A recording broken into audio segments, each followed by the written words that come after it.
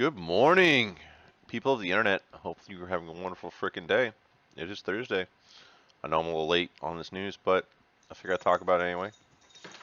And of course, I'm talking about Microsoft buying Activision and why this is maybe not what everyone thinks it's cracked up to be. I've heard a lot of talk about, oh, Call of Duty can be exclusive. Overwatch is saved. We're going to turn World of Warcraft around, and I really don't see those things happening. But let's go ahead and let's talk about it, right? So, Microsoft to buy Activision in 6.87 billion all cash deal. Now, this is not a said thing. This still has to go through government regulation. Has to be agreed upon. This is just the first talks. This won't happen for probably a while. So, if anyone's expecting immediate impact on things, well, it'll impact the stock market, which I think it already has. I think Activision stocks have gone up because they were fucking tanking hard.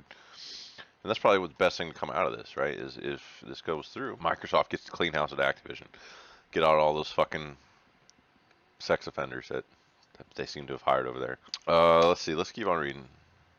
So Microsoft announced Tuesday will buy video game giant Activision Blizzard in a 6.87 billion all-cash deal.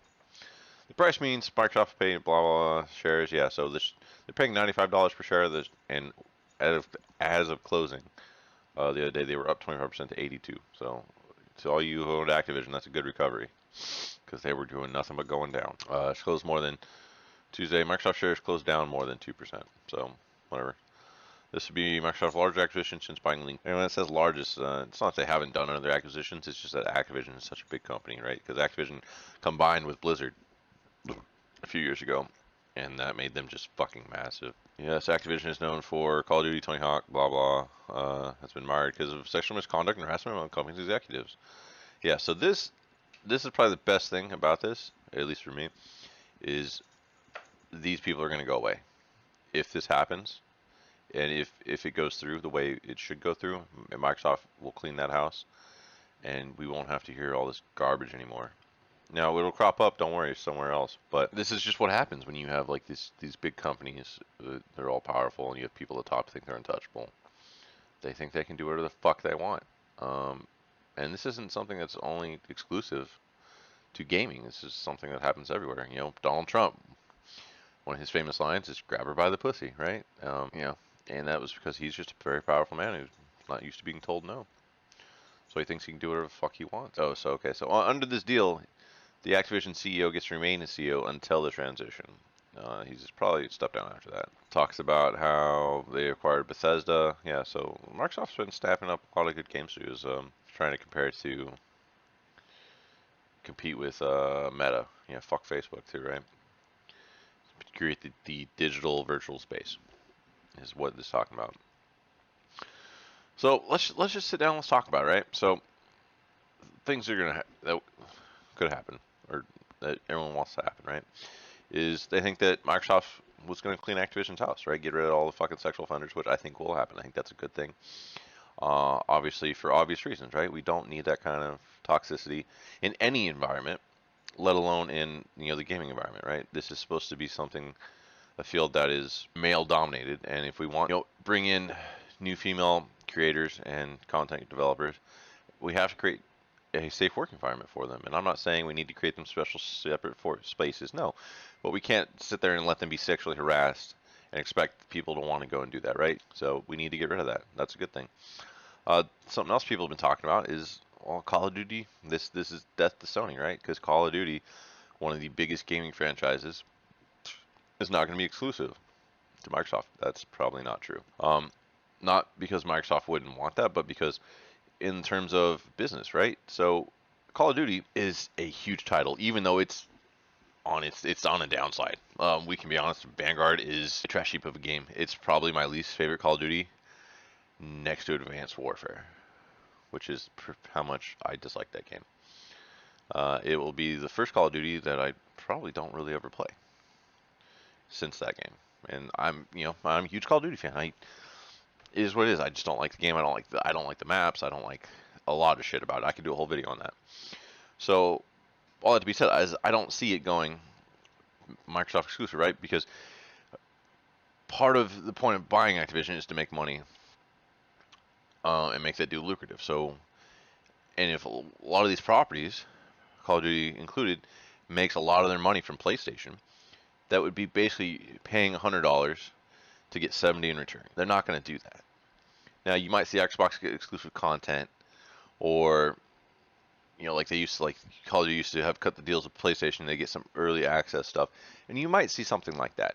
But I don't think you will see the franchise go completely exclusively to Xbox, because that would just be stupid. That's probably the most lucrative franchise they have within this little package of IPs that come with Activision Blizzard in terms of like console and gaming, like competitive gaming, right? Also, that's a big thing is that cuts into the competitive gaming scene. Call of Duty is not the biggest, but it is still fairly big in the competitive gaming scene. So taking that off of like putting it exclusively on one console, really hurts that scene as well, and that's where you get a lot of your market share too there too. This obviously Diablo is similar. It is a big franchise. It has kind of floundered. They uh, what was it when they big release? It was a few years ago when everyone was expecting a Diablo 4 release news during E3, and then they talked about their fucking mobile game and got shit on for it. Although we do know Diablo 4 is coming. So and also this isn't going to change like the life cycle of things they're going to change stuff that's already in its life cycle of development. So whatever's going on with Diablo 4, it'll probably come out this won't affect maybe until the next Diablo game after that, if they decide to make one. It's a hugely popular franchise. I can't imagine that they would just shelve it. World of Warcraft is one of the was a massive IP that's in deep trouble now, right? Its subscription. Go watch anything Asmongold does, because he does a lot of like videos on people that like break it down spot by spot, like subscription based and like concurrent players, and you realize that they're down to like maybe 1 million real concurrent players, which is still a lot, don't get me wrong, but at their height I think they were up to like 6 or 8 million, right? They were just fucking killing it, and now they're just dropping off of a cliff, and I don't think that stops. Like, and the thing is Activision bought Blizzard to acquire that. But Activision never really had any experience in that field, in those massive MMORPGs, right? To the best of my knowledge, I'm sure they tried to create one once upon a time. It probably failed miserably. Blizzard is kind of the king of that, or was the king of that. I don't know what they're going to do to turn that around. I don't think they will. I think that World of Warcraft has kind of met its end without something better to come along. And this most recent expansion and patch, from my understanding, has not done that. We'll see what happens with that. Overwatch. So there's a streamer by the name of Flats. I think he is an Overwatch player. He's a pretty funny guy. But he put out a video talking about how this saved Overwatch, and I don't think it did. I'll be honest with you. And this is a person, I loved Overwatch when it came out. I enjoyed the hell out of it. I played it so much with my friends. And then I think around season, well, it was before the competitive season. I've dabbled back and forth, but I feel like the game as it's set, it just doesn't work, right? So before you could choose any amount of heroes you wanted. You could have fucking six Reinhardts you wanted, and that was fine. And they did away with that. They locked it. I think it was to 2. And this is casual modes, obviously, right? So they locked it even to 2 in casual modes. And then as they created new characters, they created Brigitte, and she basically created the goats meta out of that, right? 3 supports, 3 tanks, and that ruined their competitive scene because it was boring. It's boring to play. It's boring to watch. At this point, I was out of playing Overwatch. I came back in the middle of the guts meta and fucking hated my life, and I'm yet to return. I lied. I have returned a little bit once they introduced role queue. I don't think that fixed it. I think that kind of just made that really stagnated the game, right? So I think the issue was more with balancing the characters they had, so that they didn't have metas like goats. And this is an issue that all games run into, right? Because there's always going to be a meta, and you want to balance it so it shifts the meta in a certain way. Look at Smite. I place a lot of Smite. They're constantly balancing items and changing things and making adjustments to bring gods in and out of like top tier and change the meta. And it fluctuates quite a bit. Call of Duty something does this, right? Particularly with their Warzone, they change and balance guns, and you go from having the AMAX be the top dog to you bring the M4 back, or then you bring in some of the Vanguard guns, right? When the game launched, the Automaton was just crazy.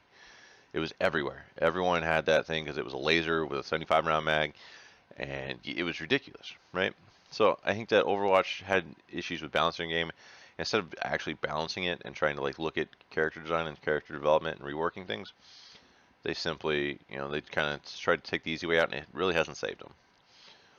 And I think that honestly, I think it's just too soon to Overwatch 2. Like, there's no hype for it anymore. And what are they adding? They're adding like a small campaign or like mode to it. It's not what Overwatch is. It's not what Overwatch is about. So I think they've missed the ball on that. StarCraft, I can't remember the last time they released a StarCraft game. It was what, StarCraft 3. My buddy plays it. He loves it. He's a big fan. It's a franchise that needs some love. It's a franchise that could honestly be a big deal, particularly for Xbox if they are able to bring that around, put that in another game in development, and just they could sweep the floor with that. I think that'd be amazing.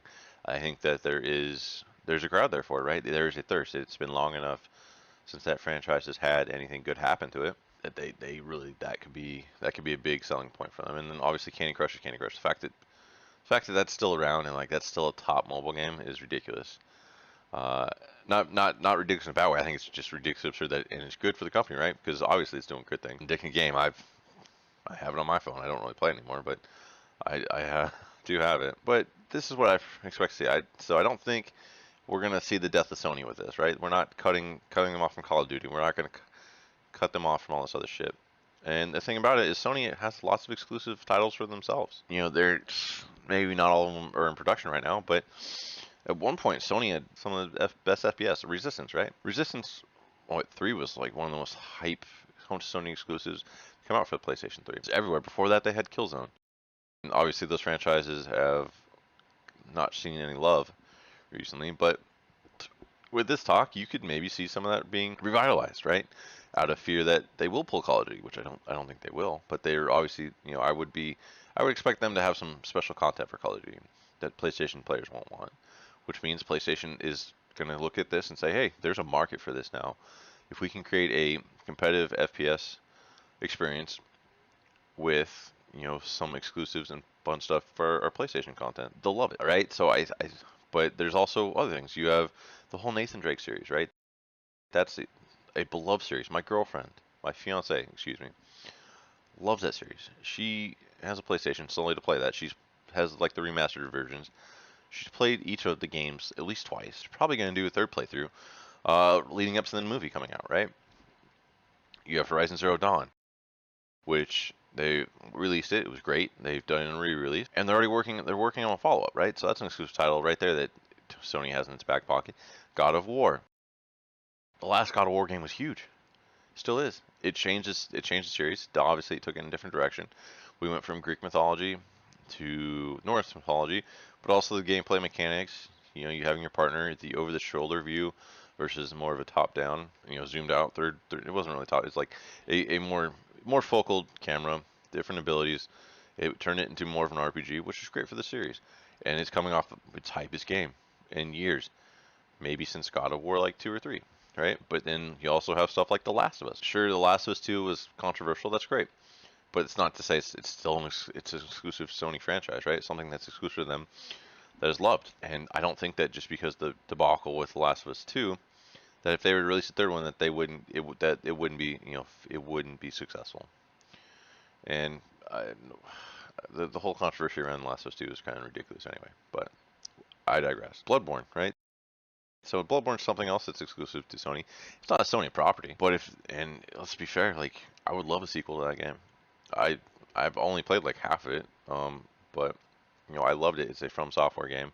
Super stoked for Elden Ring. So there's content there for Sony to pull deep on, and that they could create new series.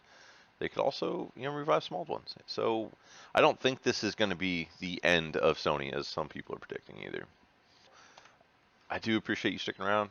Appreciate you listening to what I have to say. If you think if it interests you, feel free to like and subscribe. I'm gonna try and do some more videos like this, and not just game clips in the future. Kind of just displaying my thoughts, my feelings about things. But I hope you all have a wonderful day.